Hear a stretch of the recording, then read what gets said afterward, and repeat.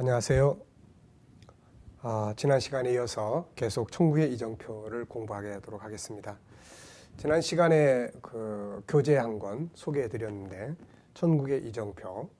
자, 이 교재를 중심으로 이제 우리가 공부를 해 나가게 되겠습니다. 교재 앞부분을 보시면 지난 시간에 말씀드렸던 내용들을 정리를 해 놨습니다. 그래서 교재를 가지고 계신 분들은 17페이지를 보시면 천국의 실제성과 역사성, 그런 제목이 나옵니다.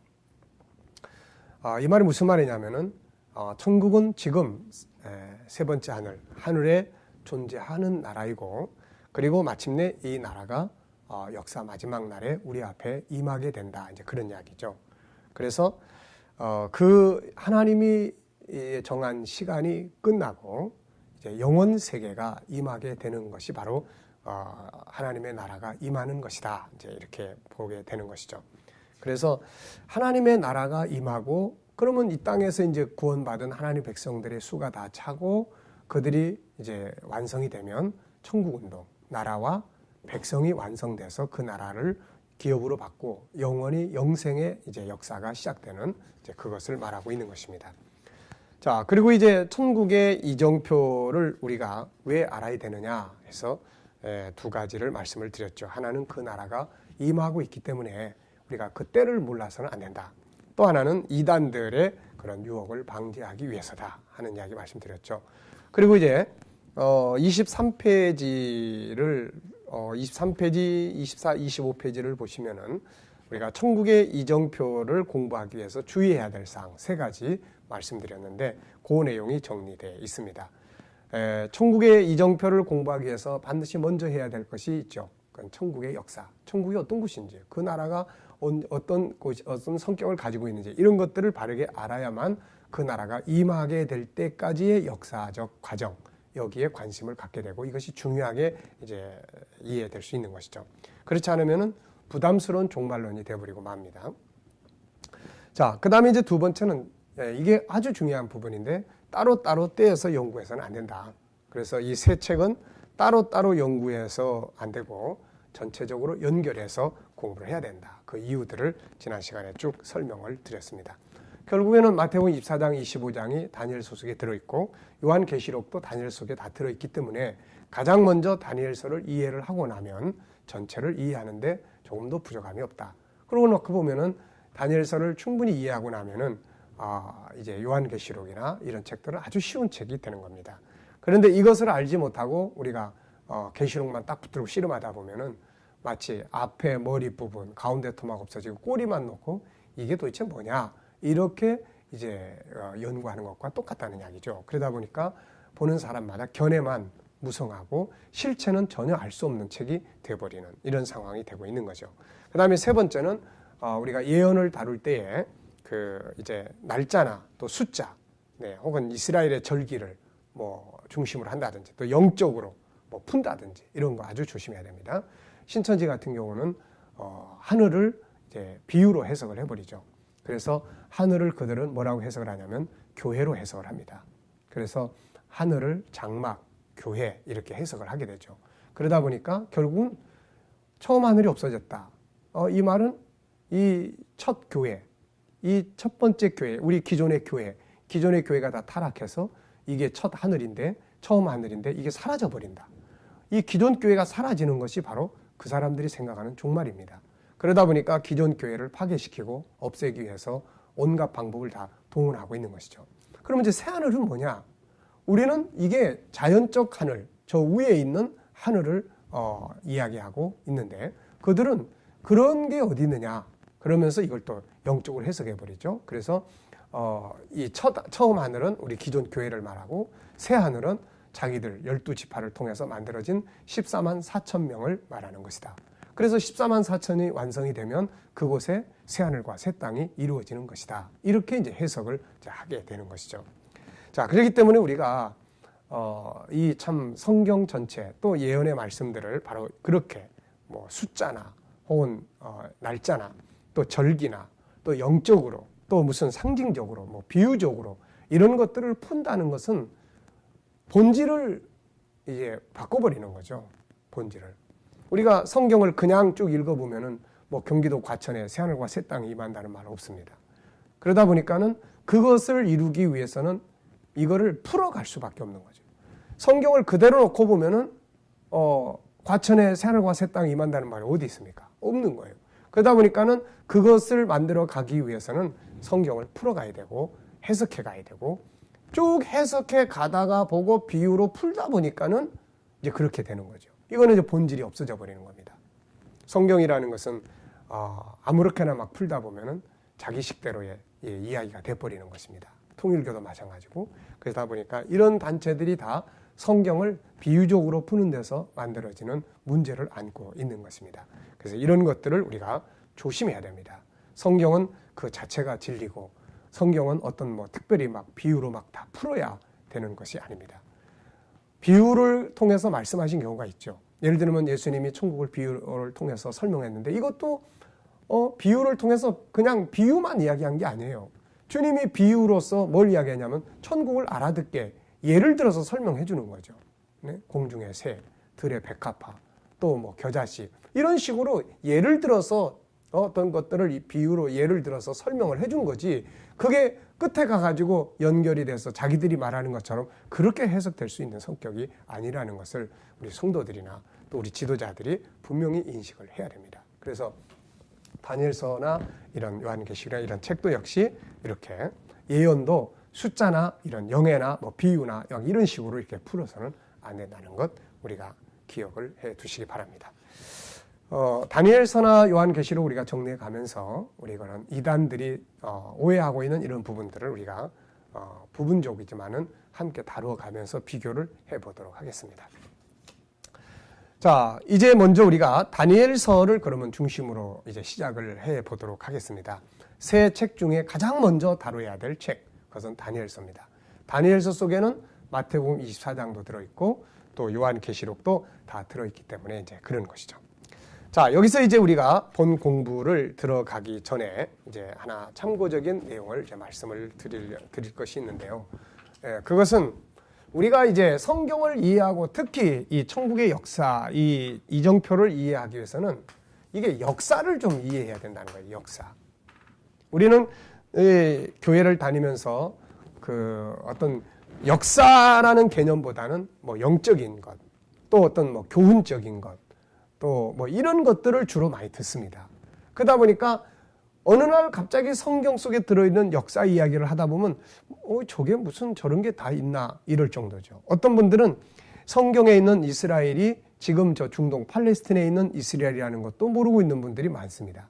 그만큼 우리는 성경을 많이 읽는 것 같지만은 한 부분 또 교훈적인 것, 어떤 영적인 부분만을 보게 됨으로 인해서 사실은 성경 전체를 다 알지 못하는 이런 모순을 갖고 있게 됩니다. 그래서 성경은 역사라는 것, 이걸 우리가 기억하셔야 돼요.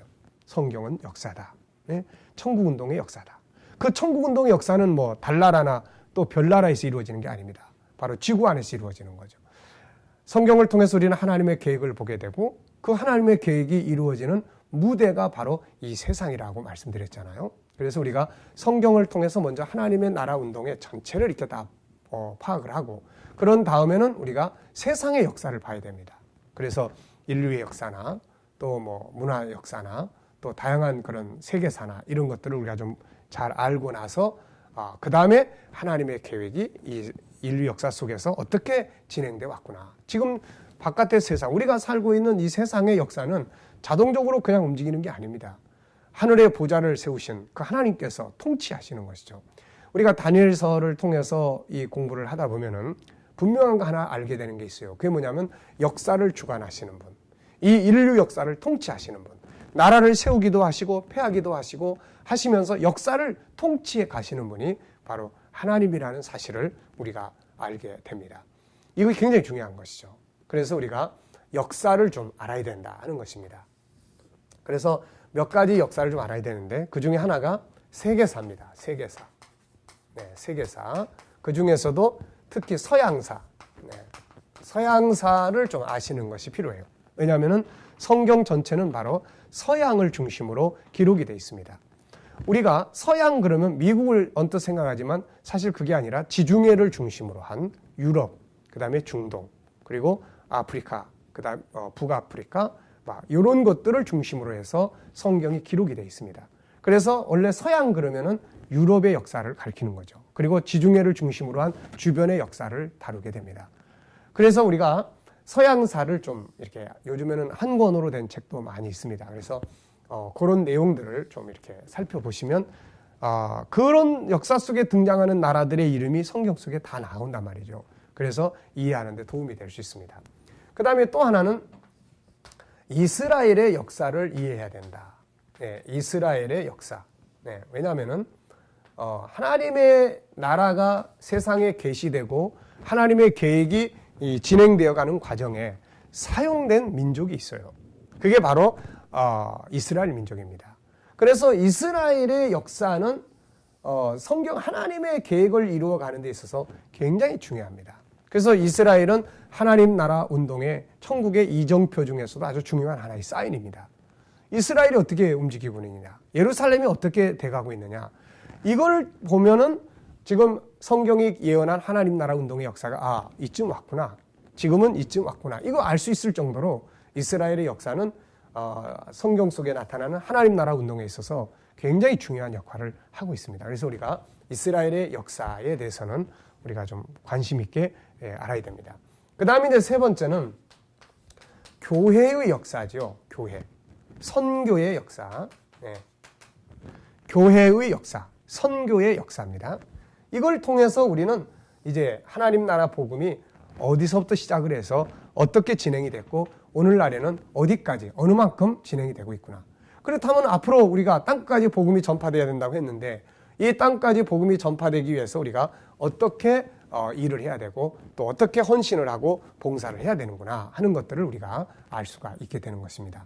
그래서 여러분들이 바쁘시더라도 틈틈이 그저 우리가 뭐 이 분야의 전문가가 될 필요는 없지만은 그래도 이제 시간 나는 대로 틈틈이, 또 요즘에는 애들용으로 나온 만화로 된 그런 역사책들도 많습니다. 그래서 그런 책들을 그냥 심심치 않게 이렇게 보시면은 자연스럽게 세계 역사가 이렇게 흘러갔구나 하는 이런 것들을 알 수가 있게 됩니다. 그래서 이런 것들을 일단 기본으로 이렇게 쫙 여러분들이 기억을 하시고 나면은, 이해를 하고 나면은 그 다음에 이제 다니엘서나 뭐 요한계시 이런 예언서들을 다룰 때 아주 중요한 도움이 됩니다. 왜냐하면 지도라는 게 그렇잖아요. 이정표라는 것이 지금 여기가 목적지인데 가는 과정에 이 역사의 선을 알아야 여기에 있었던 요 일이 지금 지나간 일이구나, 아니면 지금 일어나는 일이구나, 앞으로 되어질 일이구나, 이런 것들을 우리가 이해할 수가 있게 되지 않겠습니까?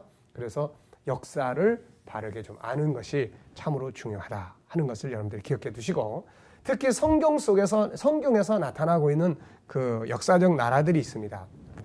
뭐 예를 들면은 이집트죠. 애굽. 우리가 세계의 문명의 역사 발전을 보면은 먼저 메소포타미아 문명을 다룹니다. 그럼 원시 문화 다음에 메소포타미아 문명. 이거는 성경에서 말하면 바벨탑 사건, 그 문화를 가리키는 것이죠. 그리고 이제 그 갈대아 우르의 메소포타미아라는 말은 유프라테스 강하고 티그리스 강이 이렇게 흘러서 만나는 이 지역권을 바로 우리가 이 메소포타미아 이렇게 이야기를 합니다. 그래서 이 문명, 그 다음에 이제 등장하는 것이 이집트 문명이죠. 그래서 나일강을 중심으로 한 이집트 문명이 등장을 하게 되고, 그 다음에 또 뭐 이제 여러 가지 그런 문명들이 이제 소개가 됩니다. 근데 이제 성경에서는 이집트, 바로 이 애굽에 대한 역사가 굉장히 중요합니다. 그리고 이제 애굽 다음에 등장하는 역사가 바로 아수르라는 나라죠. 그 다음에 아수르 다음에 등장하는 것이 바로 바벨론입니다. 그래서 이 바벨론이라는 나라는 고대 바벨론이 있었어요. 고대 바벨론. 아브라함 시대도 보면은 창세기 14장에 거기에 보면은 이제 소돔성을 공격해왔던 그 이제 지역 나라들이 쭉 소개가 됩니다.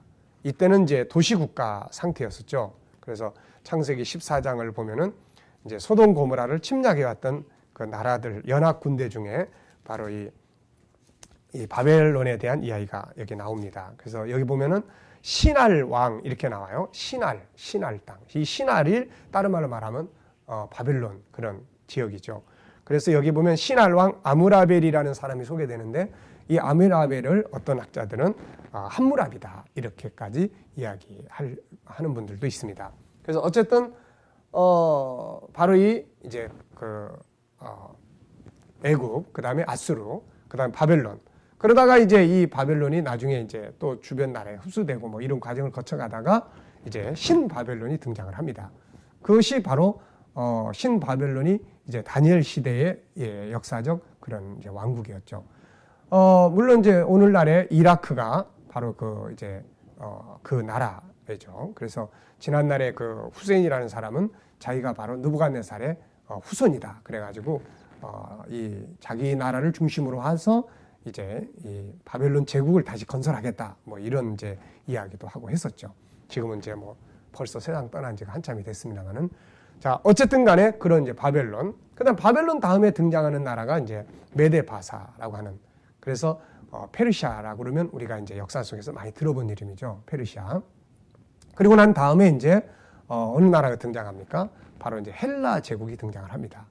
인류 역사에 있어서 가장 큰 영향력을 미쳤던 나라가 바로 헬라입니다. 지금도 우리는 그 시대의 철학이라든지 그 시대의 문학 예술들을 가지고 거기에 지배를 받고 있죠. 그 다음에 이제 등장하는 것이 바로 로마 제국입니다. 로마 제국, 모든 길은 로마로라고 하는 그래서 예수님이 초림하셨을 때에 세계를 지배했던 나라는 바로 이 로마입니다. 그러면서 이제 마지막 때에 등장하는 또 하나의 나라를 소개하는데 바로 이거는 연합해서 이루어지는 나라인데 우리가 가칭 신로마다 이렇게 이제 표현을 하고 있습니다. 그래서 성경은 총 7개의 나라, 7개의 나라를 아주 중요하게 설명을 해가고 있는 것이죠. 그래서 우리가 이 7개의 나라들이 다 몽땅 어디에 소속되어 있느냐면은 다 이 세계사, 서양사 속에 다 들어있는 나라들입니다. 그래서 서양사를 연구하다 보면은 바로 이런 나라들이 다 등장을 하게 되죠. 그래서 우리가 이 다니엘서를 이해하기 위해서 바로 이제 그런 부분들을 우리가 좀 잘 기억해 두시면은 성경을 이해하는데 큰 도움이 될 수가 있겠습니다. 자, 그러면 이제 우리가 다니엘서로 이제 들어가 보겠습니다. 자, 여러분들이 천국의 이정표를 이제 공부하시기 위해서는 바로 이런 기초 작업들이 튼튼하게 세워져야 됩니다. 그래야 되고, 그 다음에 또 하나는 많이 읽으셔야 됩니다. 그래서 원래는 이제 다니엘서나 천국의 요한계시록이나 이런 책들을 50번 이상 읽어야 50번도 작지요. 50번 이상 읽어야만 우리가 이 천국의 이정표를 공부할 수 있다. 이제 이렇게 이야기를 하죠. 제가 이제 해외에 나가서 이제 교육을 하거나 강의를 할 때는 항상 그렇게 숙제를 줍니다. 50번 이상 읽어야 이 공부할 수 있다. 왜 그러냐면은 친해져야 됩니다. 우리가 늘 평범하게 듣던 이야기들이 아니잖아요. 뭐 예를 들면은 예수님께서 오병이의 기적을 뭐 일으키는 이야기. 우리가 이런 것들은 아주 다 잘 아는 이야기예요. 누가 뭐 이야기해도 뭐 산상수훈, 뭐 팔복, 뭐 이런 이야기들, 십자가 이야기, 뭐 많이 듣는 이야기들입니다. 근데 뭐 바벨론이 어떻고, 뭐 네 뿔이 어떻고, 막 열 뿔이 어떻고 이런 이야기들은 우리가 평상시에는 거의 듣지 않는 이야기들이에요. 그러다 보니까 어떤 분들은 몇십 년씩 교회 다녀도 이런 거 한 번도 들어보지 못한, 공부해보지 못한 이런 분들도 많이 계시단 말입니다. 그러다 보니까 이단들이 그냥 우리가 모르기 때문에 이단들이 이야기하는 것들과 전혀 분별하지 못하고 다 미혹되는 그런 경우들도 참 많습니다. 저는 어느 분이 참 기존의 정통교회에서 19년 동안이나 잘 훈련받았던 사람이 이 잘못된 이단 종교에 그런 들어가게 된 사람이 있어서 내가 궁금해서 가서 물어봤어요. 아니 어떻게 당신은 그렇게 19년씩이나 정통교회에서 그것도 한국에서 제일 교육을 잘 시키는 교회 중에 하나인 그런 교회에서 그렇게 갈 수 있느냐 그랬더니 이 양반이 하는 말이 다니엘서 때문에 갔다는 겁니다. 다니엘서 때문에. 신앙이라는 건 나중에 자꾸 이렇게 알고 싶어지죠. 기존에 알았던 건 시시하게 되고 새로운 걸 알고 싶어져요. 그건 당연한 겁니다. 근데 이제 이런 욕구를 엉뚱한 데서 찾으려고 하다 보면은 그런 이상한 데로 가게 되고 그러는 것이죠. 그래서 우리가 모르면 안 된다 하는 것입니다. 그래서 많이 읽으시라는 거예요. 이 공부를 하시면서 그래서 많이 읽어서 다니엘서가 12장 아닙니까? 또 마태복음 24장 25장 그 다음에 요한계시록이 22장 아닙니까? 그래서 이 책들을 많이 읽어가지고 이와 좀 친해지도록 해야 된다는 거죠. 이것이 친해지면은 쉽게 풀어갈 수가 있어요. 그런 이야기가 다 있어. 이게 아니라, 아, 그렇구나. 세상 돌아가는 것을 그와 비교를 딱 해보고, 아, 세상이 정말 그렇게 되는구나. 이런 것들을 우리가 바르게 이해하는데 도움이 될 수가 있는 것입니다. 자, 인류 역사는 이렇게 창세기 1장에서부터 흘러와 시작이 됐습니다. 그리고 계시록 21장, 22장에서 인류 역사는 완성이 됩니다. 네. 자, 이 역사 속에 다니엘이라는 사람이 살고 있던 시대는 바로 요 시대입니다. 그러면 요 시대는 어떤 시대냐? 이 시대는 바벨론이라는 나라가, 아까 이야기했죠. 바벨론이라는 나라가 세계를 지배하는 그런 시대였습니다. 그래서 이 바벨론은 아까도 말씀드렸지만 고대 바벨론이 있고 신바벨론이가 있습니다. 여기서 말하는 바벨론은 바로 신바벨론입니다. 그래서 이 바벨론이라는 나라가 세계를 지배해 가면서 유다 왕국을 무너뜨리죠. 네, 유다 왕국을 무너뜨리게 됩니다. 3번 공격을 하게 되죠. 605년, BC 605년, 597년, 586년. 그래가지고 이 3번 공격을 하는데 그 중에 첫 번째 공격을 할 때 이 다니엘이가 포로로 잡혀오게 됩니다. 그래서 다니엘은 이제 포로로 잡혀와가지고 바벨론에서 이제 하나님의 사람답게 살기 위한 그런 싸움을 하게 되고 마침내 그런 정체성을 가지고 바벨론을 어떻게 보면은 칼과 창이 아닌 믿음을 가지고 바벨론의 총리가 되는 이런 바벨론을 정복하는 이런 위대한 일꾼이 됩니다. 자, 그래서 다니엘서는 바로 이렇게 이런 시대에 이제 기록이 됩니다. 그러니까 다니엘은 바벨론에 와가지고 이 바벨론의 포로를 잡혀가지고 우선 그런 하나님의 사람으로서의 정체성을 가지기 위해서 하나님 앞에 늘 기도하고 하루에 3번씩 기도하면서 경건한 시간을 갖죠. 이때 그러면서 다니엘은 늘 기도의 제목이 무엇입니까? 바로 유다 왕국의 회복을 위해서 기도하죠. 예루살렘의 회복. 예루살렘의 회복을 위해서 늘 기도를 합니다. 자, 그런데 이 예루살렘의 회복을 위해서 늘 기도하는 다니엘에게 하나님은 뭘 보여줍니까? 다니엘은 이 땅에 있는 예루살렘의 회복, 이 땅에 있는 왕국의 회복을 위해서 기도할 때 하나님은 하늘의 나라를 보여준 거죠. 하늘의 나라가 임하는, 하늘의 예루살렘이 임하는, 다시 말하면 모형을 위해서 기도하는 다니엘에게 실물을 보여주시게 되게 되죠. 이것이 바로 다니엘서가 가지고 있는 특징입니다. 모형을 위해서 기도할 때 하나님은 실물을 계시해 주시게 되었던 것입니다. 이것이 바로 다니엘서의 특징입니다. 그렇기 때문에 우리가 다니엘서를 볼 때 모형과 하늘에 있는 실물의 관계, 이것을 우리가 잘 이해하고 보는 것이 아주 좋습니다. 자, 그래서 우리가 이제 이 같은 상황을 가지고 이제 다니엘서를 보면 다니엘서는 총 12장으로 되어 있어요.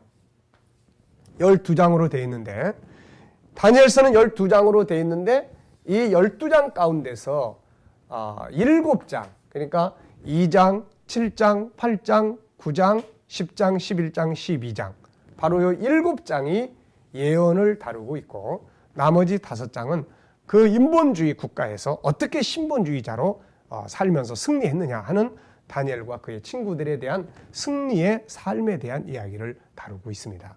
그래서 우리가 다니엘서 전체적인 이야기보다는 바로 이 예언에 관해서 예언서를 중심으로 총 7장에 관계된 예언을 중심으로 정리해 가도록 그렇게 하겠습니다. 자, 이 시간 공부는 여기서 마치겠습니다. 다음 시간에 이제 본격적으로 다니엘서 2장부터 예언을 다루도록 하겠습니다. 수고하셨습니다. 감사합니다.